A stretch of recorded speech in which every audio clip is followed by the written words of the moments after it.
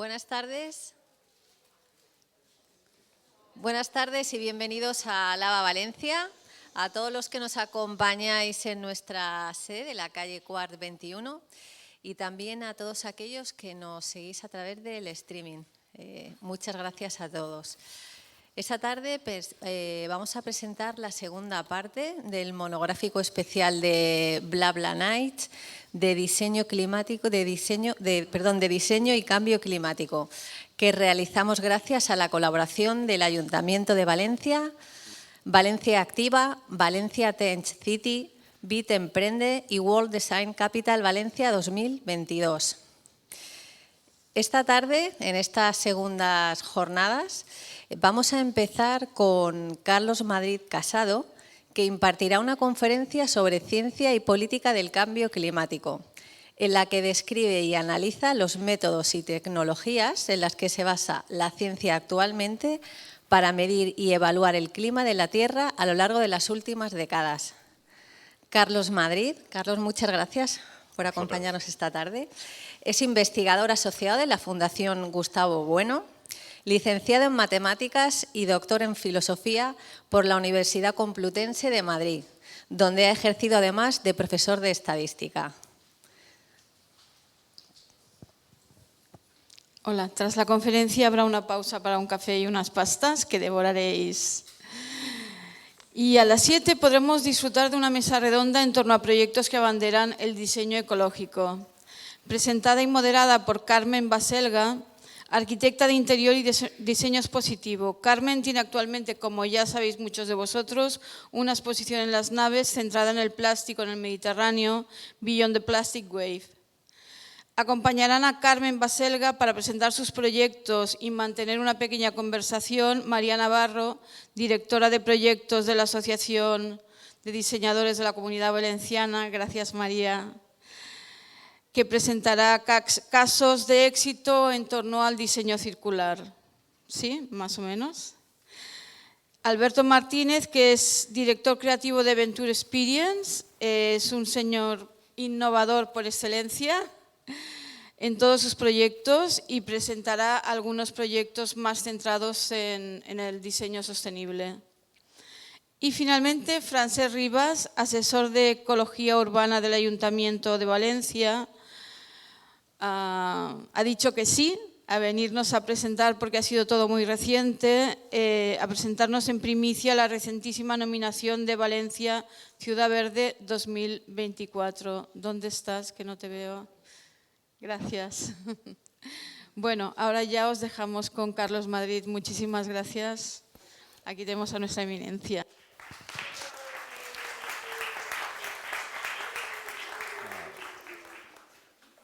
Me lo pones. Pues muchísimas gracias por la invitación. Es todo un placer estar aquí en Lava Valencia. Y lo que voy a intentar en la próxima hora, para dejar algún rato para luego algún tipo de preguntas o algunas cuestiones, es hacer una pequeña panorámica de este tema. Ciencia y política del cambio climático. El cambio climático es un problema poliédrico que tiene muchas caras. Tiene una cara científica, a la que nos vamos a intentar acercar, pero también tiene una cara económica y política, a la que también intentaremos acercarnos. Y el subtítulo de la charla es, si ven aquí, una mirada desde la filosofía. Y el porqué de esta razón es porque lo que voy a intentar suministrar es una especie como de pequeñas gotas para entender de filosofía de la ciencia y unas pequeñas gotas también de filosofía política, ¿no?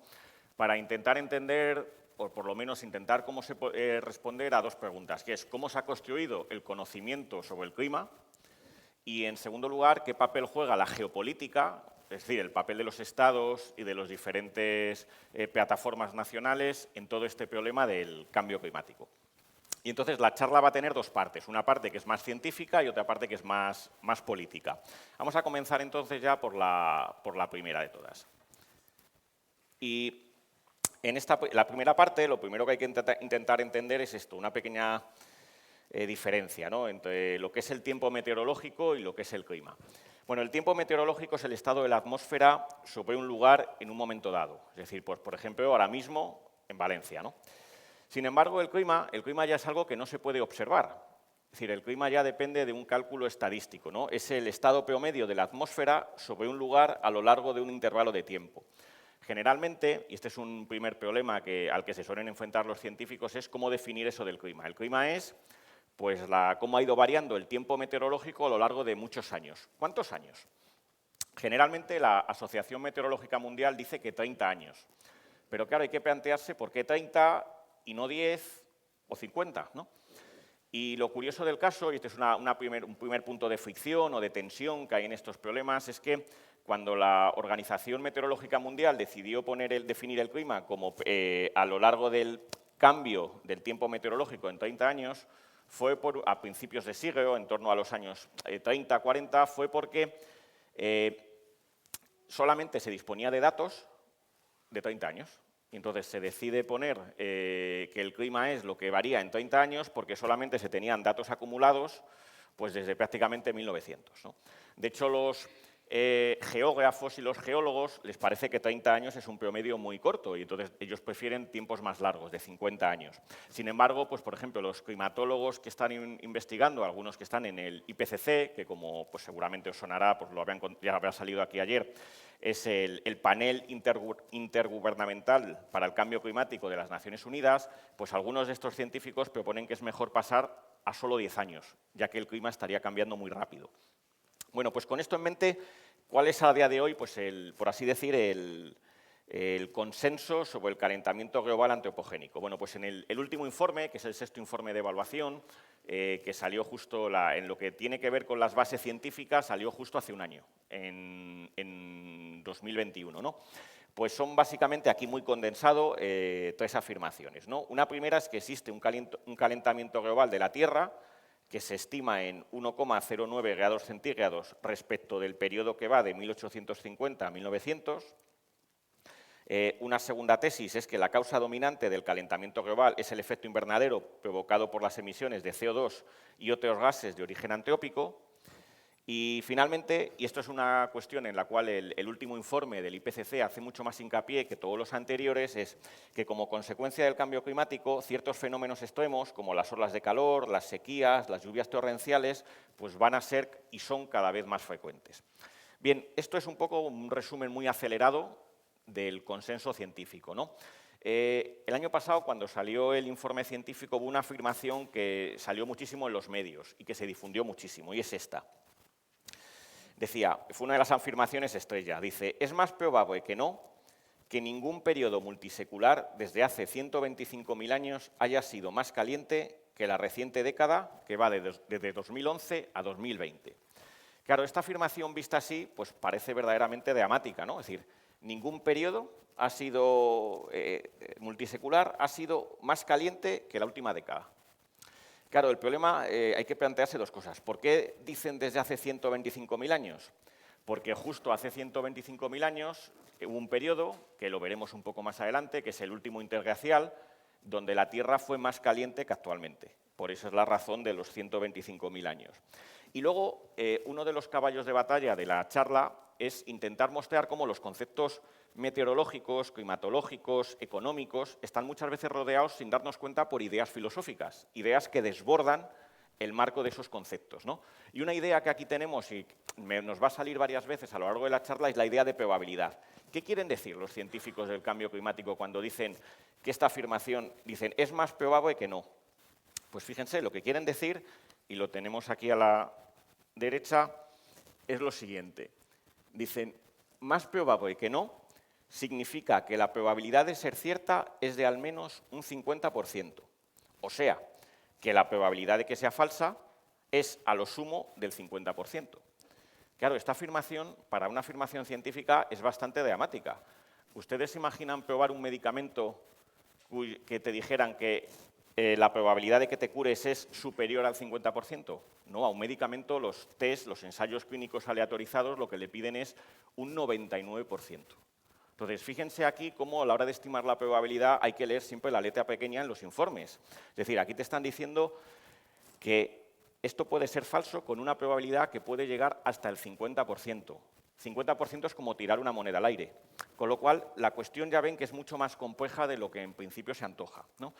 Y sabemos muchas cosas sobre el clima, pero también a veces cuando esto se presenta al público en general no se hace bien. Quiero decir, no se cuenta la letra pequeña que hay en los propios informes y que uno tiene que leerse no solamente en el resumen para políticos, sino también en los artículos científicos del propio IPCC, donde te explican este tipo de cuestiones. Bueno, generalmente el informe que plantea el IPCC va acompañado de una gráfica, que es esta.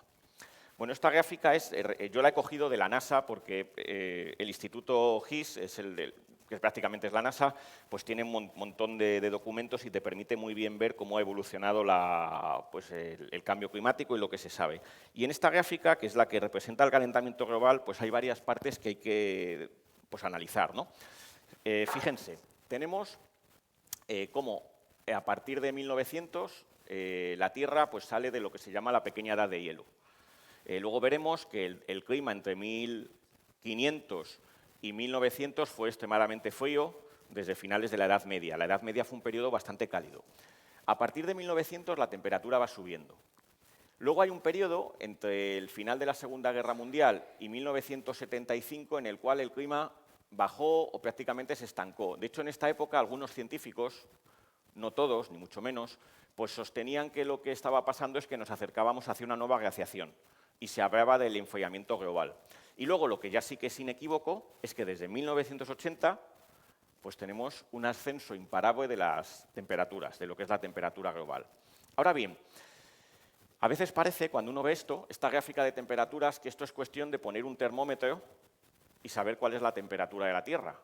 Y una de las cuestiones que hay que intentar tener cuidado es pensar que hay que ir contra el empirismo ingenuo. Es decir, esta reconstrucción de la temperatura media global depende del empleo de modelos teóricos. Es decir, la Tierra no está a la misma temperatura. Por lo tanto, no es como si, por ejemplo, quisiéramos medir la temperatura de esta habitación. ¿Aquí qué haríamos? Te haríamos un termómetro, lo podemos poner, pues, por ejemplo, aquí, y como más o menos toda la habitación está a la misma temperatura, podríamos decir, pues mira, la habitación está a 22 grados centígrados. Pero claro, el problema es que la Tierra tiene temperaturas muy diferentes, desde el Sáhara hasta el Polo Norte o el Polo Sur. Entonces, ¿cómo se hace esta temperatura global? Esto depende pues, de una cierta métodos estadísticos, ¿no?, que hay que manejar. Vamos a ver un poco cómo se trabaja esto.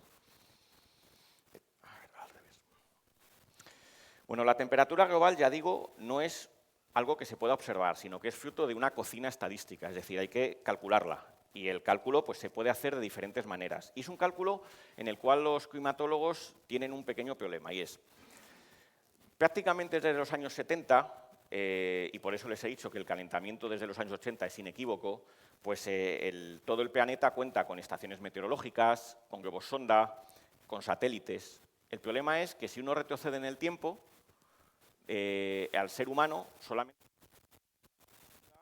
desde prácticamente 1850 o 1900, no más. Fíjense en este gráfico. Este gráfico está sacado de la NASA y lo que representa es la variación. El color representa la variación de la temperatura, pero lo que a mí aquí me interesa es que vean que solamente donde hay color es donde hay desde 1880 estaciones meteorológicas. Fíjense, la mayor parte del planeta cómo está, en negro. Y aparte, no les comento que esta forma de proyectar el mapa es un poco engañosa, porque es totalmente eurocéntrica, en el sentido de que nos hace parecer a Europa y a Estados Unidos el centro del mundo, cuando en realidad África y América del Sur son mucho más grandes de lo que aquí parece. Entonces, fíjense cómo la mayor parte de estaciones meteorológicas están situadas en el hemisferio norte, y luego hay un detalle aquí importante, y es que la mayor parte de estaciones están en el entorno de ciudades. Y eso a los científicos les supone un gran problema, porque cuando aumenta, en Madrid, por ejemplo, se han estado ustedes en lo que es el parque, la estación meteorológica, que básicamente desde finales del siglo XIX estaba en el Parque del Retiro, es decir, en mitad de la ciudad. Claro, cuando la ciudad de Madrid empieza a crecer tanto, con las calefacciones, el asfalto, la temperatura aumenta. Pero no aumenta por el calentamiento global de la Tierra, sino que aumenta por lo que llaman los climatólogos el efecto isla de calor. Entonces, fíjense, lo que intento llamar es que los climatólogos tienen un problema verdaderamente importante y tienen que enfrentarse a él. Entonces, tienen que corregir todo este tipo de medidas para ser capaces de sacar pues, una medida que se llame temperatura global. Y el problema es, primero, que hay límites temporales, no tenemos estaciones meteorológicas más allá de 1850, y espaciales. Muchas zonas de la Tierra no tienen, estaciones meteorológicas. Si esto pasa para la temperatura, imagínense para medir cuestiones como la precipitación, nivel del mar, velocidad del viento, que cuentan con series instrumentales muchísimo más cortas y de peor calidad. Con lo cual tenemos ahí un problema importante. ¿Qué es lo que hacen los científicos en este caso? Pues intentan recurrir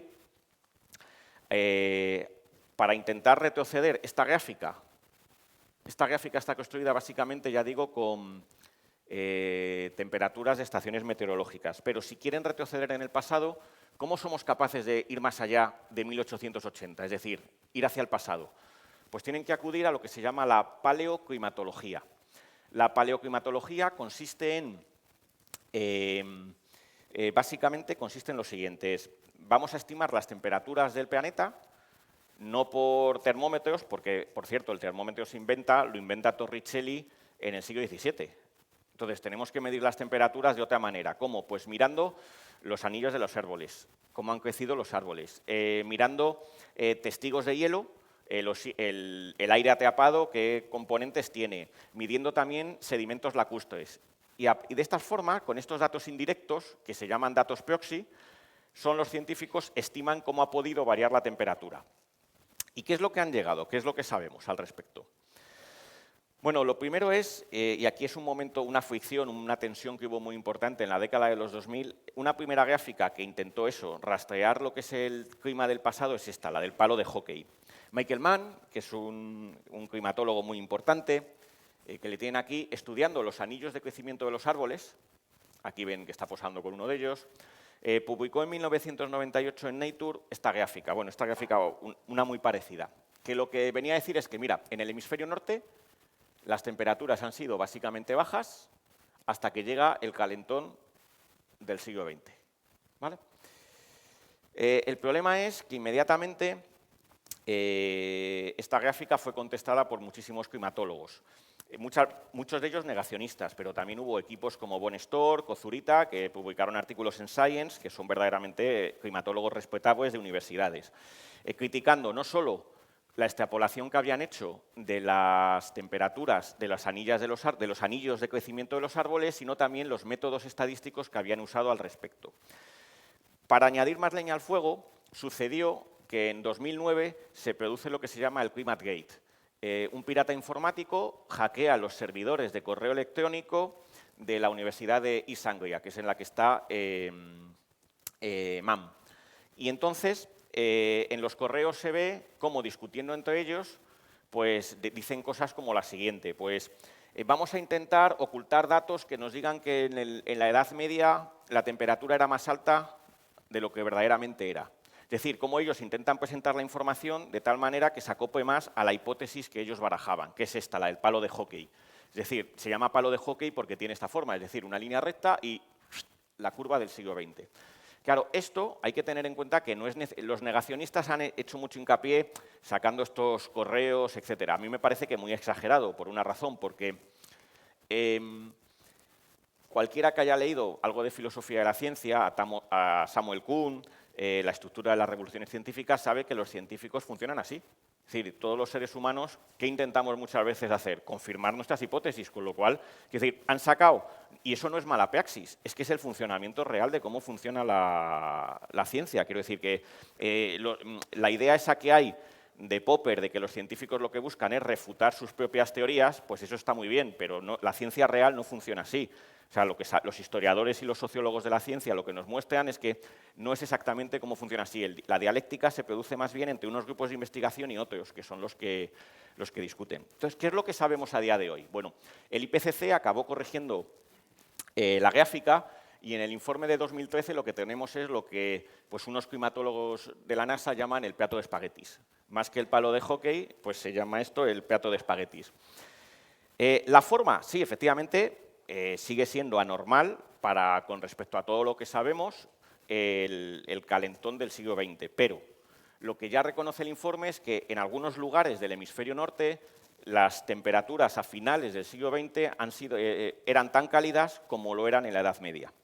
La Edad Media, aquí tenemos, bueno, pues lo que les he comentado, en torno a 1500 se produce como consecuencia de la actividad solar y de erupciones volcánicas, una pequeña edad de hielo, pero luego la Edad Media fue en general en el hemisferio norte.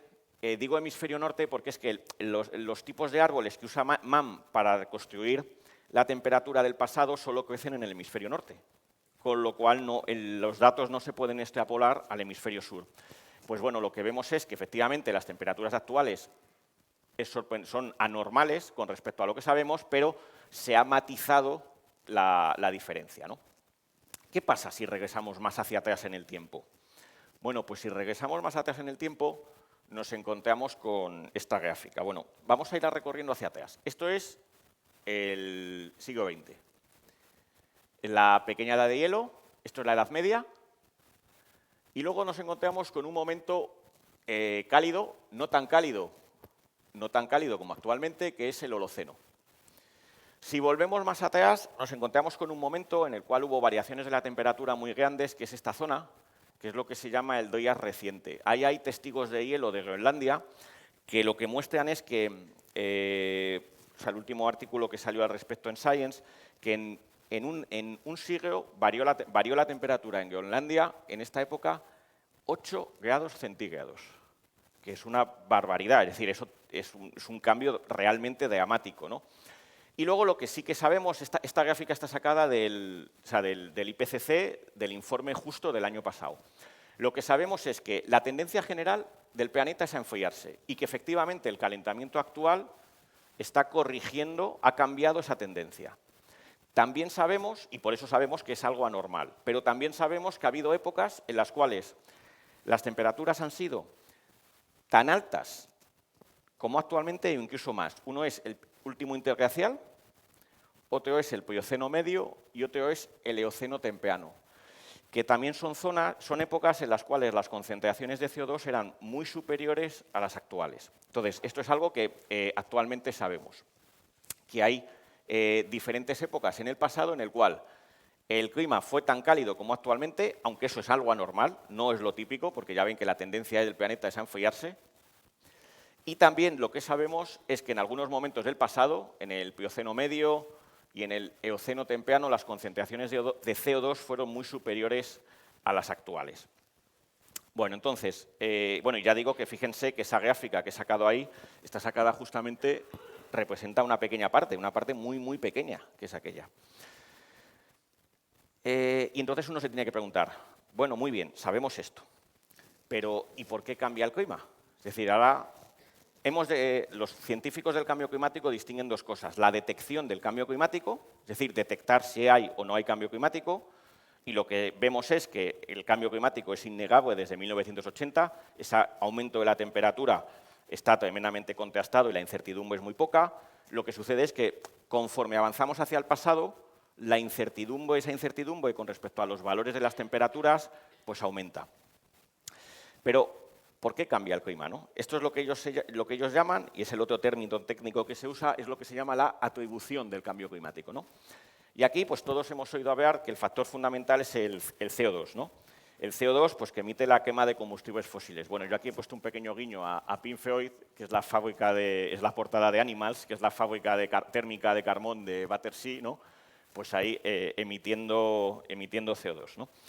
El problema es, y aquí hay varias cuestiones, ¿no? Que hay que distinguir dos tipos de efecto invernadero. El efecto invernadero natural, que hace habitable la Tierra. Si no fuera por los gases de efecto invernadero, la Tierra tendría pues, en torno a unos 15 grados menos de media y sería inhabitable. Pero también de lo que es el efecto invernadero antropogénico, que es el que causamos los humanos, porque desde que en torno a los finales de los 50 se empieza a medir las concentraciones de CO2, lo que se ha visto es que continuamente han ido aumentando, conforme hemos ido quemando combustibles fósiles, petróleo, carbón, etcétera, etcétera. Y claro, eso, teniendo en cuenta cómo hemos modificado la composición de la atmósfera, tiene que tener algún efecto, ¿no? Claro, el problema es que las cuestiones suelen ser a veces más complicadas de lo que parece. Bueno, aquí se me ha descuadrado una cosa, pero se la explico rápidamente. Y es que el principal gas de efecto invernadero, el rojo es el dióxido de carbono, pero este que está en azul es el vapor de agua, que es el principal gas de efecto invernadero. Y es un gas que el problema que tiene es que es muy volátil y entonces resulta bastante complicado su estudio. De hecho, por ejemplo, acaba de salir, no sé si ustedes recuerdan, en enero de este año hubo un volcán submarino en Tonga, en la Polinesia, que estalló. Ese volcán, al ser submarino, apenas envió piroqueastros, es decir, ceniza, para así entendernos, a la atmósfera. Lo que envió fue una cantidad como nunca se había visto de vapor de agua. Tanto que la cantidad de vapor de agua que hay en la estratosfera y la mesosfera la están midiendo actualmente los científicos y es enorme. Y de hecho, lo último que yo he leído, que el artículo salió en Science el día 2 de noviembre, es que pues, empiezan a pensar que este verano extremadamente cálido que hemos tenido tiene que ver precisamente con esa erupción anormal, tremendamente anormal del volcán de Tonga. Lo que pasa es que, claro, esto hasta que no pase un tiempo no se va a poder contrastar. Quiero decir, esto es como una de las cosas que voy a intentar mostrarles es que saber por qué pasan las cosas en climatología pues no es como en física o química, sino que dependemos de usar modelos informáticos, computerizados, para intentar ver por qué cambian las cosas a veces y otras no. Y entonces, ¿qué es lo que hacen los científicos? Bueno, pues los científicos lo que hacen básicamente es intentar tener en cuenta todos los factores que afectan al clima. Bueno, pues aquí este es un esquema que nos dice, bueno, pues tenemos los gases de efecto invernadero, el cambio en el uso de la tierra, los aerosoles, que esto es uno de los factores, y estas barritas, para los que sepan algo de esto, son las incertidumbres. Los aerosoles es la primera fuente de incertidumbre que hay a la hora de valorar cómo cambia el clima. Les cuento qué son los aerosoles. Pues los aerosoles son, pues, por ejemplo, las partículas de carbonilla que cuando se queman combustibles fósiles se emiten a la atmósfera. Los sulfatos o también emiten los volcanes. Claro, esas partículas, ¿qué hacen? Esas partículas no dejan pasar la luz del sol porque hacen más opaca la atmósfera y entonces tienden a enfriar el clima. Y claro, los aerosoles, el problema es que el clima es un sistema realmente complejo y entonces pueden suceder cuestiones muy curiosas, ¿no? De hecho, algunos científicos dicen, si conseguimos no realizar emisiones de gases de efecto invernadero porque conseguimos no quemar petróleo y no quemar carbón, efectivamente dejamos de emitir CO2 y dejamos de emitir pues, también otros gases de efecto invernadero. Pero también vamos a dejar de emitir esas cenizas, con lo cual se puede producir, y lo dice el IPCC en el último informe, un efecto rebote. Es decir, controlamos las emisiones, dejamos de emitir los aerosoles que están enfriando el planeta y de repente la sensación que tendríamos es que ¡pum!, la temperatura aumenta casi en 1 grado, según los modelos. Entonces, el tema es realmente complicado y por eso la incertidumbre de cómo se manejan los aerosoles es una de las cuestiones que a día de hoy pues, más artículos científicos generan. Claro, el problema es que cómo encajar todos estos modelos para explicar ese grado que les he dicho que ha subido la temperatura no es fácil. No es fácil porque no es una cuestión de mirar a la atmósfera y ver cómo cambia, no. Necesitamos modelos informáticos. Y entonces, ¿qué es lo que hacen los científicos? Los científicos construyen con supercomputadoras modelos que simulan la Tierra. Y ahí van metiendo los diferentes factores, con las ecuaciones de la física, diferentes ecuaciones que representan los procesos climáticos, los procesos de acoplamiento de la atmósfera con el océano, con la Tierra, el casquete de hielo, y entonces van metiendo ahí todos estos factores. Y entonces lo que intentan hacer es lo siguiente. Y este es el resultado fundamental de los climatólogos. Cuando a los modelos matemáticos, por cierto, solo hay en el mundo unos 30 modelos, porque esto es costosísimo, y tienen que imaginar que esto necesita supercomputadoras, hacer una simulación de estas lleva su tiempo. Entonces, lo que todos los modelos muestran, y este es el resultado fundamental, yo lo llamo a veces el teorema fundamental de la ciencia del cambio climático, es que cuando los modelos se dejan funcionar solo teniendo en cuenta factores naturales, es decir, no metemos en cuenta factores que tienen que ver con el ser humano, como es la emisión de gases de efecto invernadero que dependen precisamente de nuestro uso de los combustibles fósiles. Pues en ese caso los modelos no son capaces de explicar el calentamiento observado. Aquí la línea negra es las temperaturas que se miden, que hemos medido, la gráfica primera que les puse.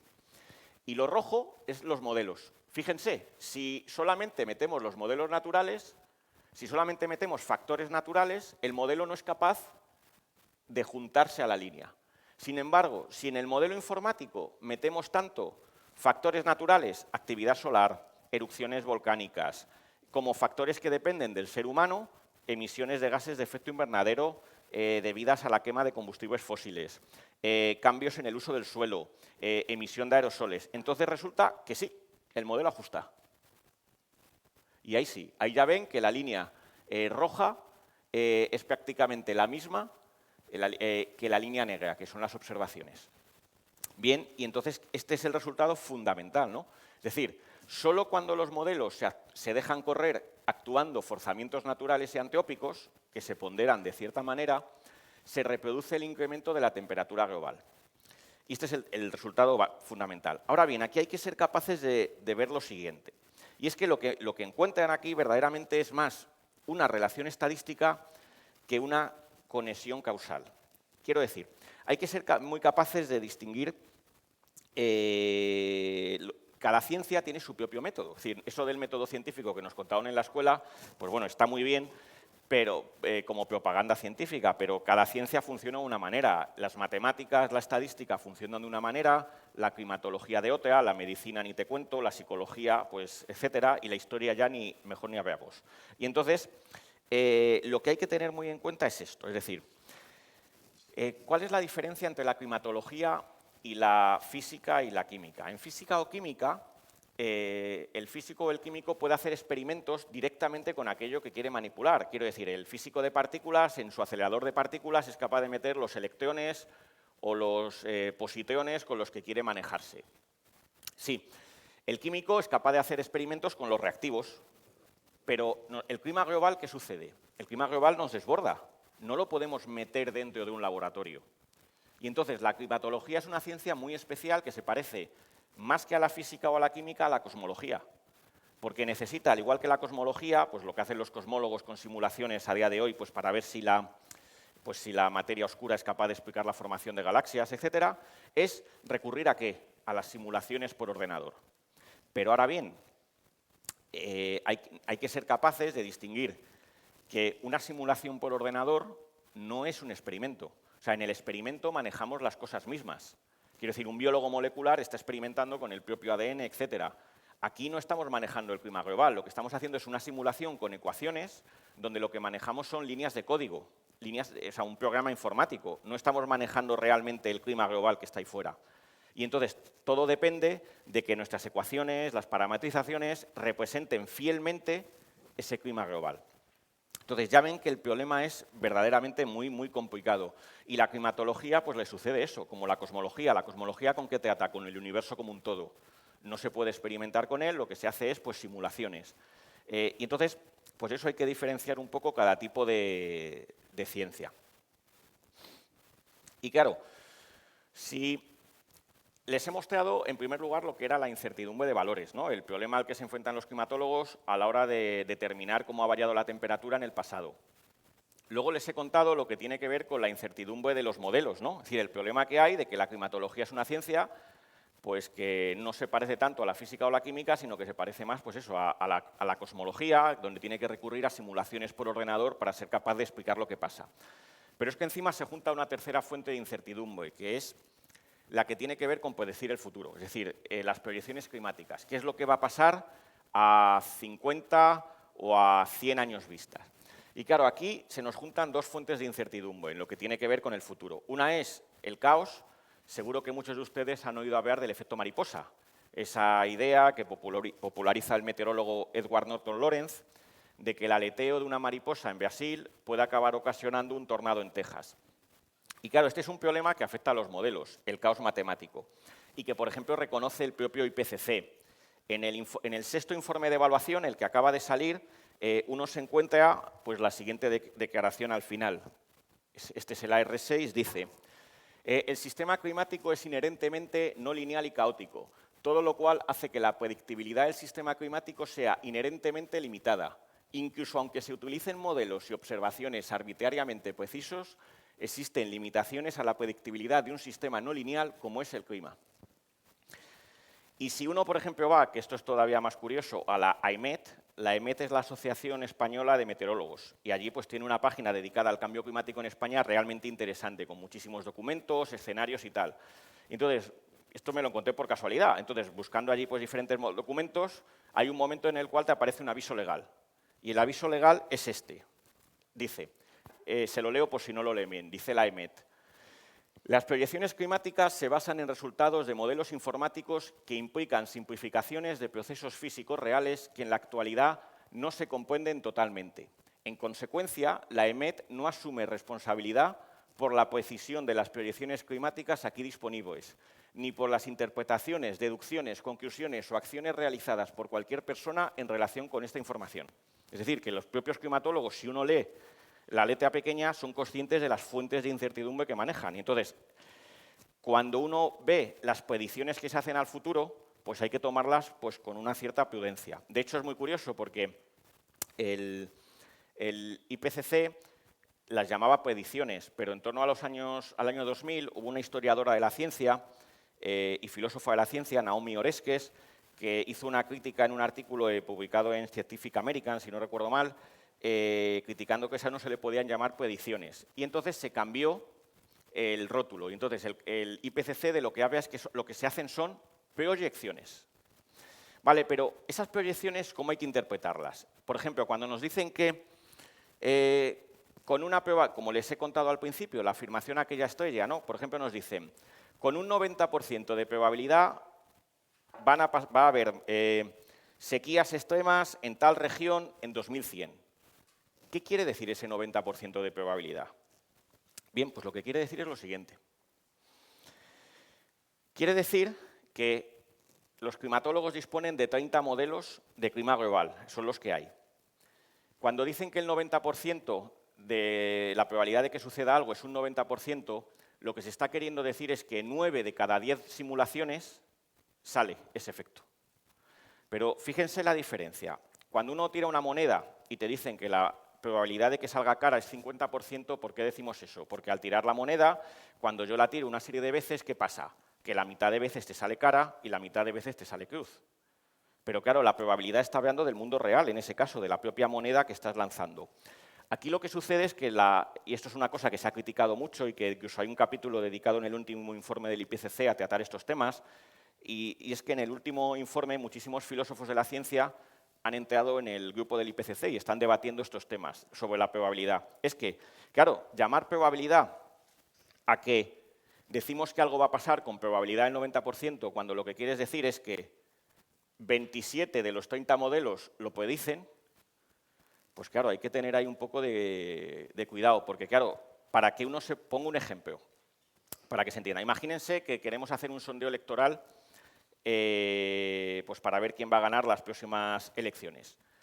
Y cada uno de ustedes lo que hace es el sondeo en su casa, con la gente que tiene alrededor. Y sale que cierto partido va a ganar. Claro, el problema es que efectivamente la razón de que haya salido que ese partido va a ganar, por ejemplo, porque el 90% de sus familiares van a votar a ese partido, puede ser tanto porque efectivamente ese partido político lo ha hecho muy bien y al final le va a votar todo el mundo, pero también puede ser por un sesgo. ¿El sesgo cuál? De que toda su familia, por la misma educación o tal, tenga esa inclinación de voto. Claro, aquí el problema que se discute es que la mayor parte de modelos, y esto pues hay pues, muchísimos artículos que se están discutiendo, incluso hay un meteorólogo que forma parte del IPCC, Reto Nuti, que tiene artículos muy interesantes sobre esto, es que los modelos no son independientes, es decir, las diferentes universidades se intercambian módulos, es decir, que todos los modelos son, por así decir, de la misma familia. Y entonces hay autores que sostienen que aunque el IPCC dice, es que todos los modelos están convergiendo, claro, pero dicen estos climatólogos, ojo, sí, pueden converger, pero a lo mejor convergen no porque la verdad del resultado, sino que convergen porque todos son de la misma familia. Y entonces ya ven que el problema es realmente difícil. De hecho, la EMET y muchos climatólogos lo que prefieren hablar es que cuando hablan de probabilidad dicen, bueno, es lo mejor que podemos hacer con los datos que tenemos. Con lo cual, pero claro, tienen ustedes aquí que ver que hay una incertidumbre temporal con respecto a lo que es el futuro, que los científicos hacen lo que pueden, pero hay que tener cuidado a la hora de entender cómo se está cuantificando esa probabilidad. Y claro, además hay un hecho más. Además del caos matemático que tenemos a largo plazo, nos encontramos con que hay una incertidumbre, y es cómo van a variar las emisiones de gases de efecto invernadero. Y esas emisiones dependen de cómo cambie la economía. Entonces, aquí se une además otro tipo de incertidumbre. Ese otro tipo de incertidumbre es la que tiene que ver con los escenarios, ¿no? Los climatólogos lo que hacen es simular diferentes escenarios, ¿no? En algunos nos tomamos en serio la transición energética y entonces se empieza a producir los gases de efecto invernadero, empezamos a reducir totalmente sus emisiones. En otras situaciones, pues no. Y entonces los gases de efecto invernadero pues suben y suben. Y claro, ¿en cuál de los 5 mundos estamos? Pues ese es un problema. Entonces aquí es verdaderamente un problema que también se une a esto, ¿no? Entonces, ¿qué es lo que, resumiendo esta primera parte científica, ¿no?, que es la que más me he extendido? Pues los modelos nos indican que el calentamiento global no puede explicarse solo por factores naturales, siendo los gases de efecto invernadero de origen antropico la causa dominante del cambio climático. Pero ojo, hay que tener en cuenta que hay 3 fuentes de incertidumbre. La menos importante, o la que está más controlada, es esta, ¿no?, la incertidumbre de valores con respecto a las series instrumentales y los datos proxy, los datos indirectos de la temperatura, de la concentración de CO2, etc. Luego hay otra fuente de incertidumbre que es la que tiene que ver con los modelos, con cómo se hacen esos modelos por superordenador que simulan el clima global.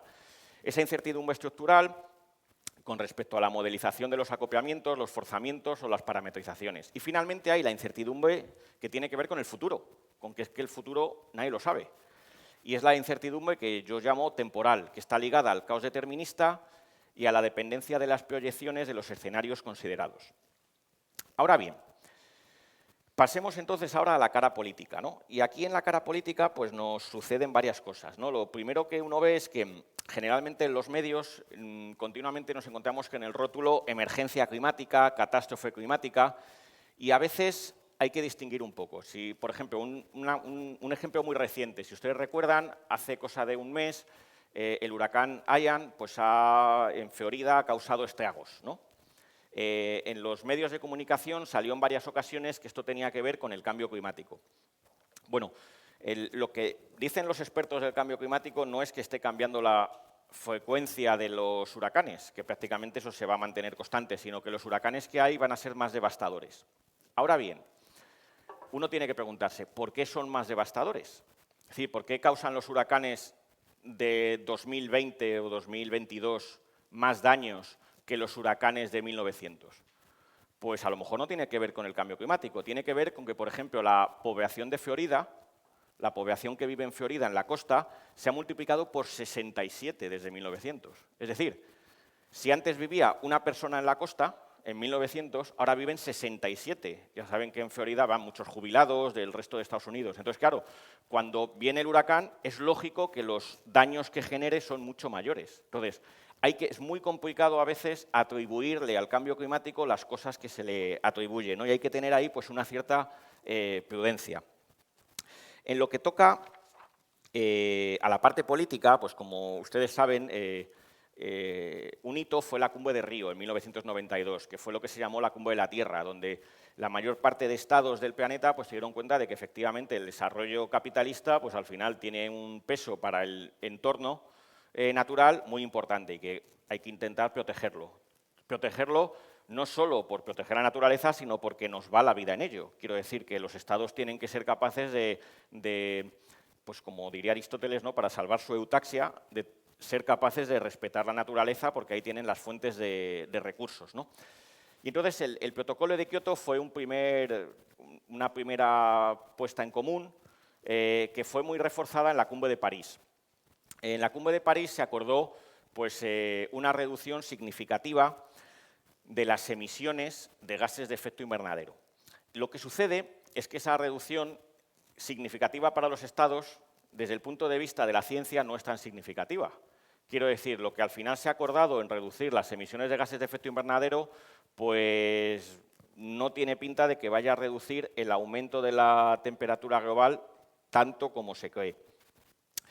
Y de hecho ahí hay más problemas, porque incluso si ahora dejásemos de emitir gases de efecto invernadero, efectivamente en no mucho tiempo la temperatura volvería a bajar.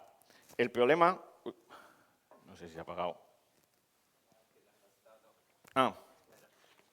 Ay, perdona. A ver. Ahí está. O sea, el problema es que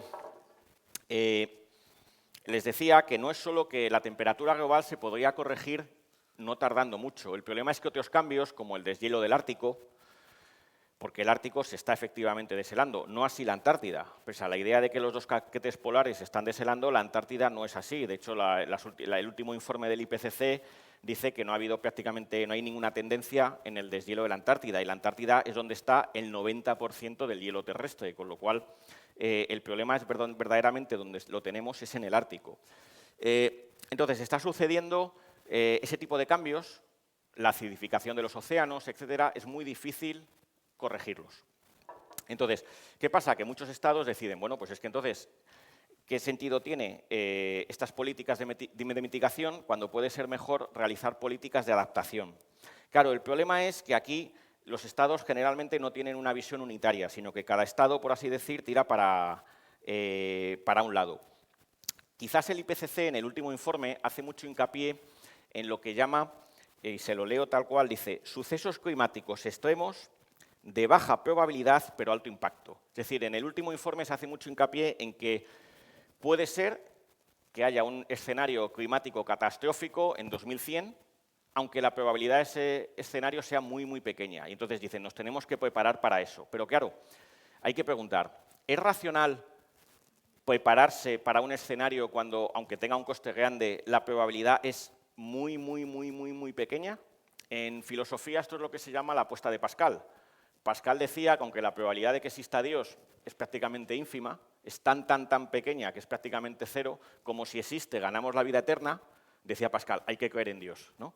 Y entonces parece que los del IPCC, en el fondo, es lo que hacía Pascal para la religión, pero para el cambio climático. Es decir, como la probabilidad de que suceda un escenario catastrófico, aunque sea muy, muy, muy, muy pequeña, nos tenemos que preparar como si fuera posible. Bueno, la teoría racional de la decisión no funciona así.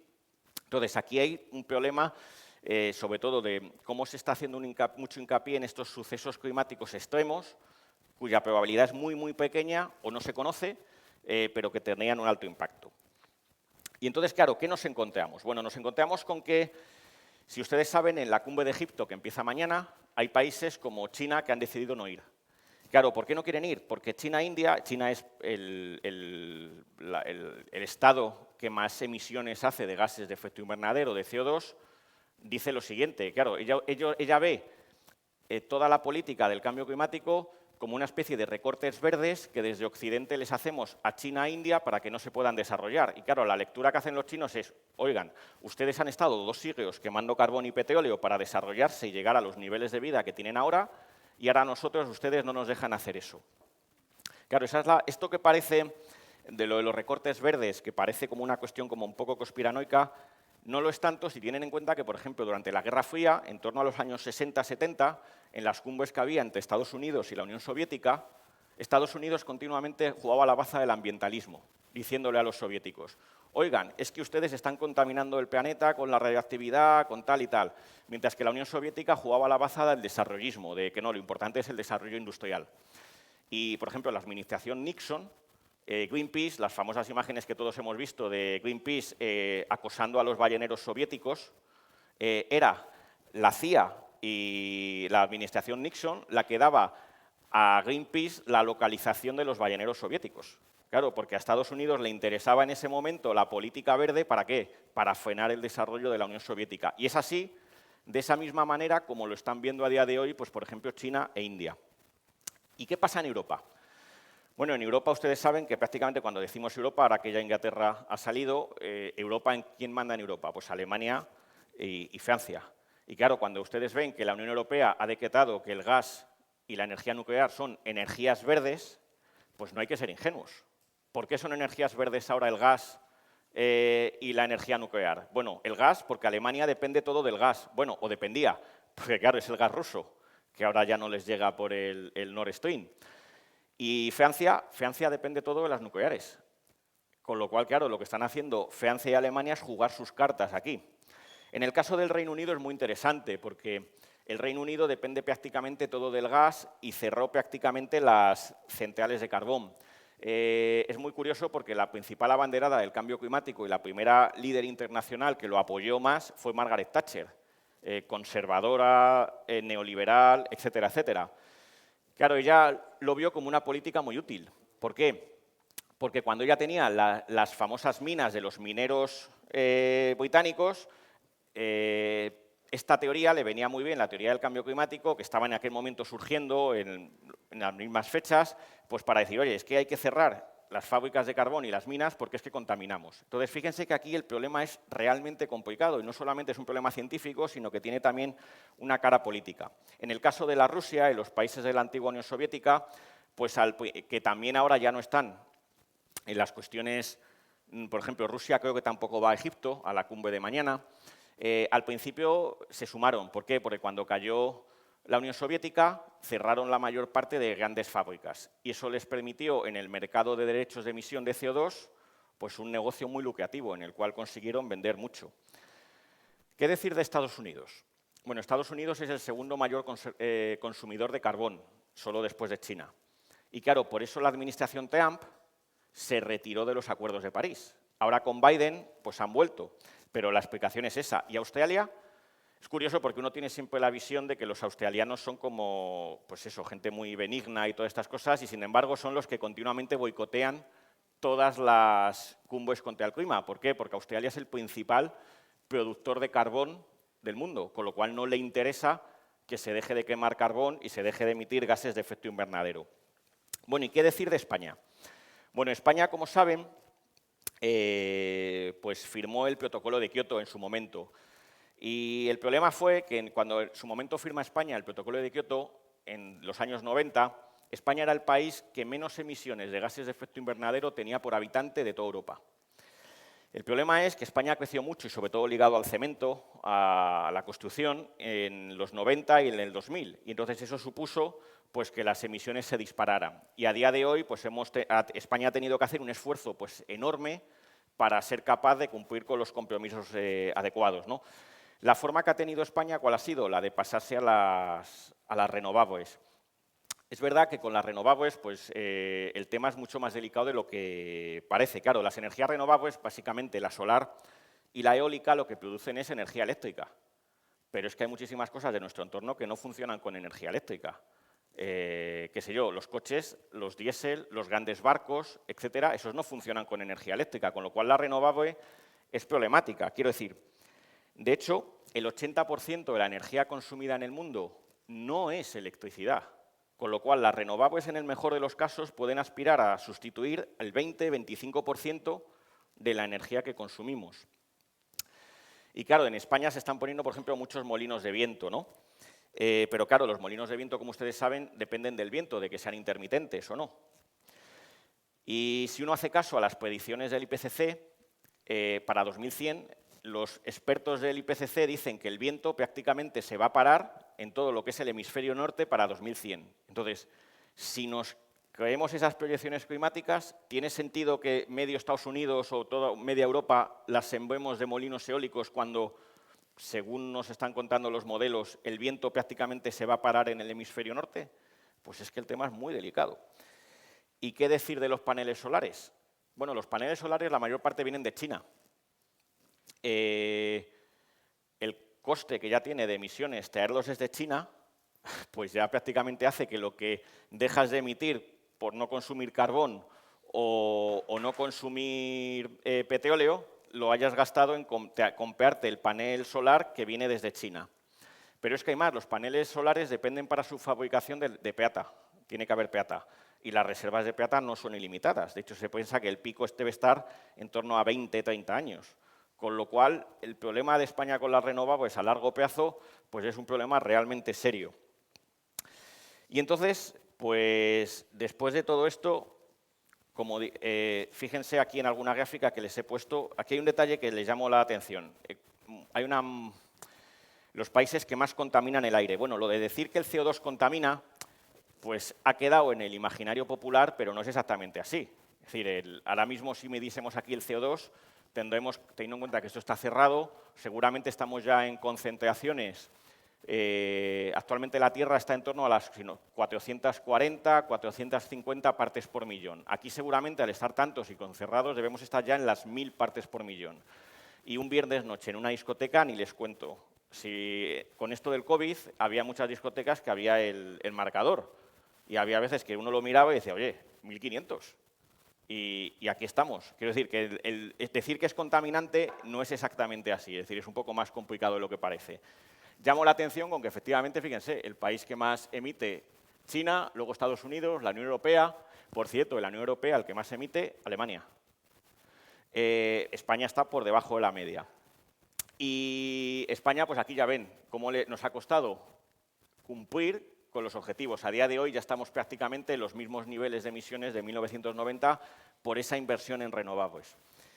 Y entonces, dicho todo esto, después de que yo les he planteado pues, la cara científica del problema y les he planteado lo que se sabe, pero también he intentado mostrarles pues, que hay ciertas incertidumbres, y les he contado la cara política y les he contado pues, cómo hay verdaderamente...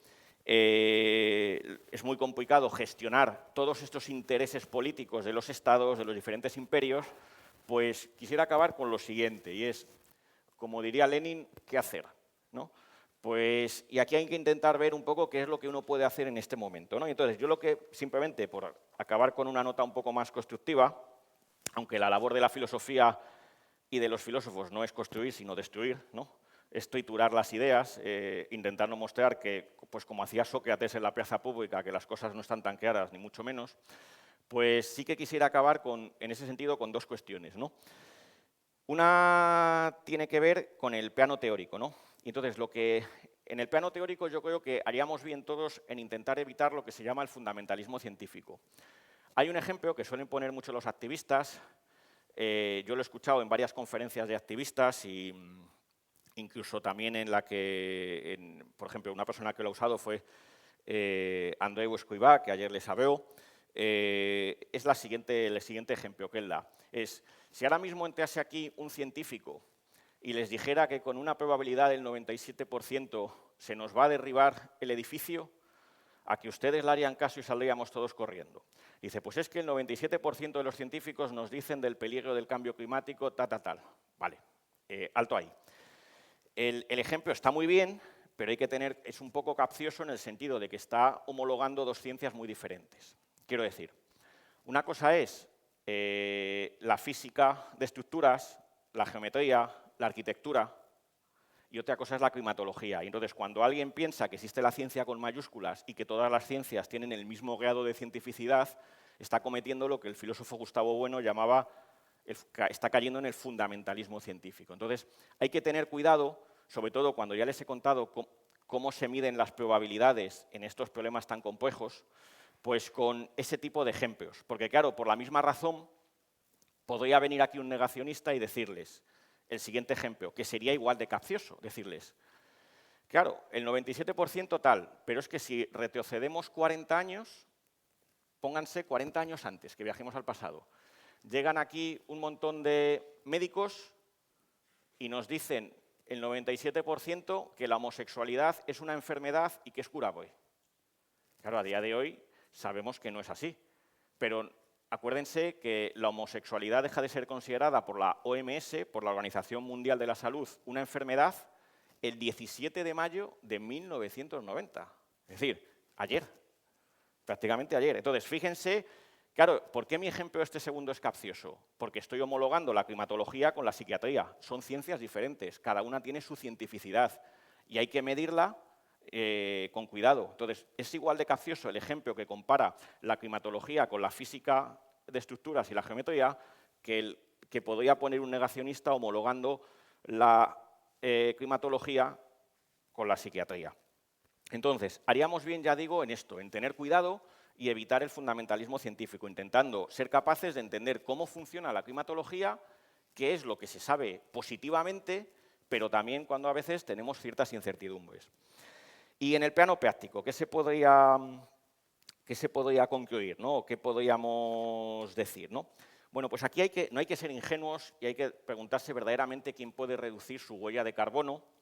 Pues, por ejemplo, viajando él y su familia, en vez de en coche, todos juntos, en billetes en tren, o en vez de viajar en avión, viajar en barco, o comprarse un coche eléctrico en vez de un coche diésel o gasolina, o comprar fruta ecológica o ropa orgánica, cuando todos sabemos que estas alternativas son a día de hoy muchísimo más caras.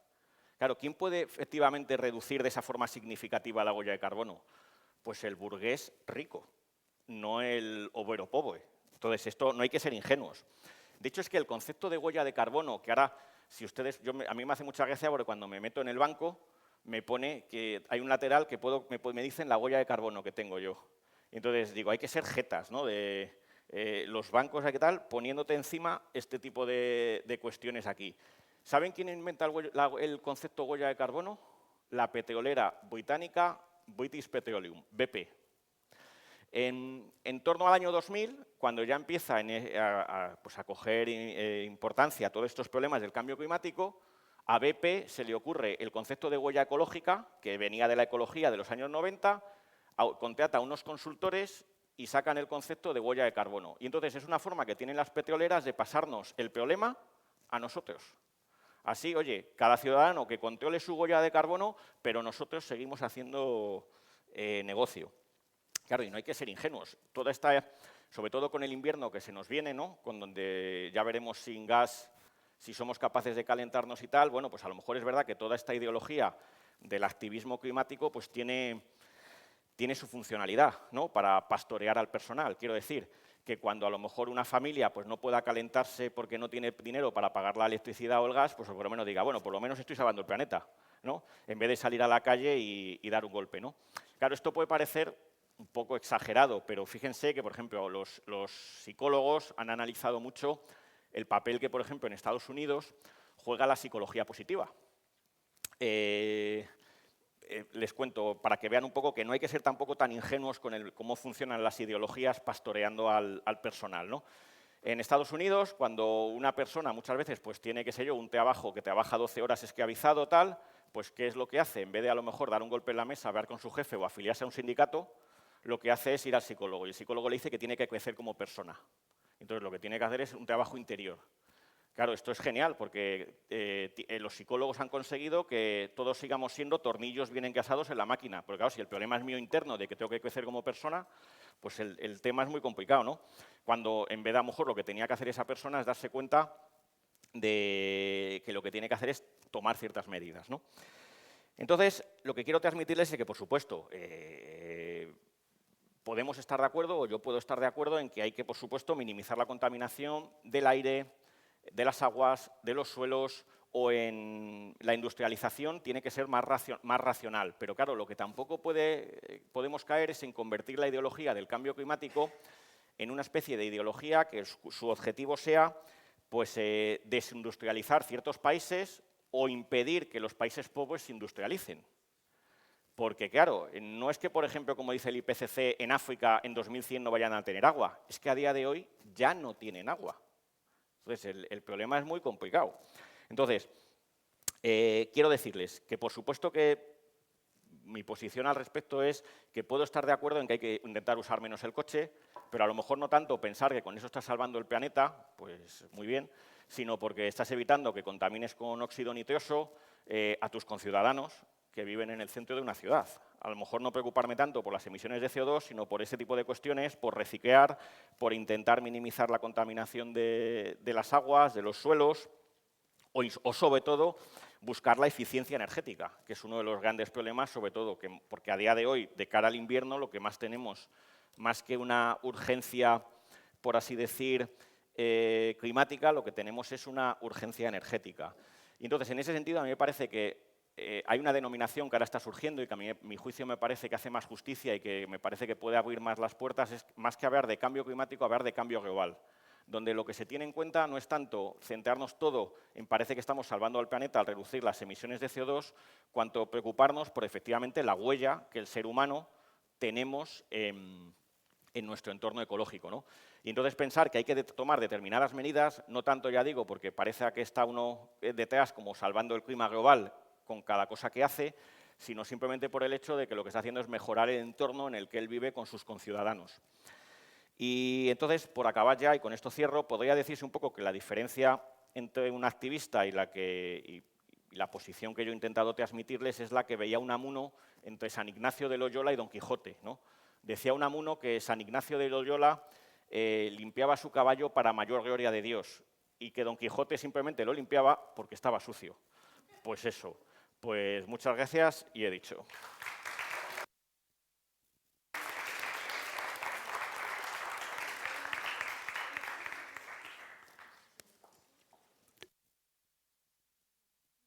Gracias, Carlos. ¿Tenemos alguna pregunta? Vale.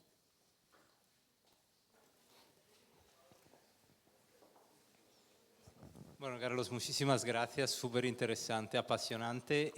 Nada, una cuestión, cuando hablabas de los modelos, me gustaría saber un poco más qué te refieres cuando dices que vienen de la misma familia. Variables, metodología de cálculo, o sea, ideología que está detrás, ¿qué es lo que hace que sean de la misma familia? Los modelos han ido funcionando por módulos. Un módulo, por ejemplo, representa lo que es la atmósfera, otro el océano, otro el funcionamiento con los casquetes polares. Y entonces lo que sucede es que muchas veces cuando un grupo de investigación genera un módulo, los otros lo copian. O sea, no son independientes entre sí. Y entonces, por un lado, eso es por lo que digo que eso hace que sean como de la misma familia, porque comparten módulos. Y luego, por otro lado, aquí hay una cuestión que tiene mucho que ver con la inteligencia artificial, ¿no? Y es como los modelos ven el planeta como en una rejilla, como si fuera una rejilla. Y entonces, los procesos climáticos que son más pequeñitos que la rejilla no son capaces de simularlo con ecuaciones y entonces lo meten con numeritos, con parámetros. Son lo que llaman ellos las parametrizaciones. ¿Y cómo hacen esas parametrizaciones, esos numeritos? Pues lo que hacen es ensayo-error. Quiero decir, es lo que llaman el tuneo, el ajuste, que es un bricolaje, pues como se hace muchos. Le meten cómo ha evolucionado la temperatura de 1900 al año 2000 y van tocando los números hasta que ven que hace el modelo, encaja. El problema es que eso tiene cuando tú eso lo haces, es lo que se usa en cualquier ciencia, es decir, es lo que se llama un ajuste, una interpolación. Bien, el problema es que luego los propios modelos, muchas veces se presenta el hecho de que reproduzcan la curva de temperaturas que va de 1900 hasta el año 2000 como un éxito. Y claro, eso no es tanto un éxito, claro, es que el modelo ya está ajustado para eso, es lo que se llama, ese es el error que en estadística se llama la doble contabilidad. O sea, es lo que en inteligencia artificial tú tienes unos datos para entrenar al modelo, pero luego esos datos que tienes para entrenar al modelo no puedes usarlos para confirmar el modelo. Y entonces aquí el problema es que, y esto son cosas que hasta en el informe de 2013 aparecen discutidas en el propio IPCC, donde dice, tengo por aquí la cita, dice el IPCC que un problema es que los centros de cálculo de los modelos no dicen cómo tunean, cómo ajustan los parámetros, con lo cual existe el riesgo de que el ajuste a la curva esa sea debido no tanto porque el modelo o las ecuaciones representan fielmente cómo es el clima, cómo evoluciona, sino porque lo han ajustado precisamente para que ajuste. Es decir, ahí hay un problema serio y ese es por lo que digo que los modelos no son independientes. De hecho, el último artículo que leí al respecto decían, imaginen ustedes una diana, ¿no? Una diana de un arquero, ¿no? Puede ser que el IPCC hace mucho hincapié en que todos los modelos convergen. Claro, pero imagínense que si aquí está el centro de la diana, que todos los modelos convergen hacia este lado. No sería un éxito esa convergencia.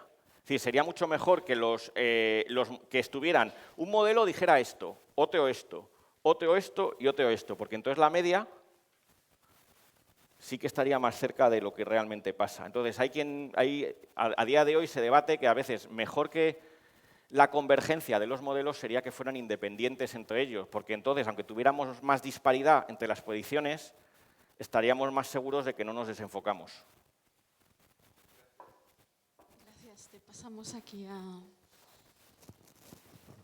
A mí me ha entrado curiosidad cómo Man podía medir la temperatura o la variación de temperatura a través de los anillos de los árboles. No sé si tienes algo que puedas explicarme al respecto. Gracias. Funciona de la siguiente manera. Este es un método que es muy parecido al que se usa en cosmología. Es curioso porque me ha salido la... te cuento los dos. Mira, ¿cómo sabe Man las temperaturas que había hace 1000 años, no? Pues hace lo siguiente. Esas coníferas, que creo que son coníferas lo que él analiza, mira, a día de hoy, en los bosques que hay en Rusia, en Estados Unidos, cómo dependiendo de la temperatura van creciendo las anillas de los árboles. Y entonces, si por ejemplo, qué sé yo, en un determinado... la variación térmica en tal año fue tanto, en 1970, y ve que el anillo crece tanto, dice, bueno, pues ahora lo que voy a hacer es ver los árboles antiguos que se conservan, ver los anillos y pensar que el crecimiento tiene que ver con el de hoy. Es lo mismo que pasa, por ejemplo, en astronomía, en cosmología, cómo se miden las distancias a las estrellas y a las galaxias. Las que tenemos más cerca, que podemos medirlo por otros métodos, miramos el brillo que tienen. Y entonces, sabiendo esa, decimos, bueno, pues esta tiene tal brillo tirando al rojo y está a esta distancia, aquella otra que tiene este otro brillo, pues hago una regla de 3. Básicamente es eso. Es con los datos actuales los extrapolamos al pasado. Claro, el problema que hacían muchos críticos es que, aparte de errores estadísticos que había en el estudio de Man, esa extrapolación, que no se podía... De hecho, es que Man quitó el crecimiento de las coníferas de no me acuerdo qué décadas del siglo XX porque se le fastidiaba la relación. Y claro, es que el siglo XX es muy complicado porque con los cambios atmosféricos que hay tan graves, eso influye mucho en el crecimiento de estas coníferas. Entonces solamente podía usar los de las décadas anteriores, creo recordar, a la Segunda Guerra Mundial, que es cuando luego ya surge pues el desarrollo con toda la emisión de gases de efecto invernadero. Entonces básicamente es eso, se observa hoy la relación que hay y se extrapola al pasado. ¿Alguna otra pregunta? Bueno, pues muchísimas gracias, Carlos. Ha sido realmente interesante escucharte y abres muchas incertidumbres. Pues nada, gracias.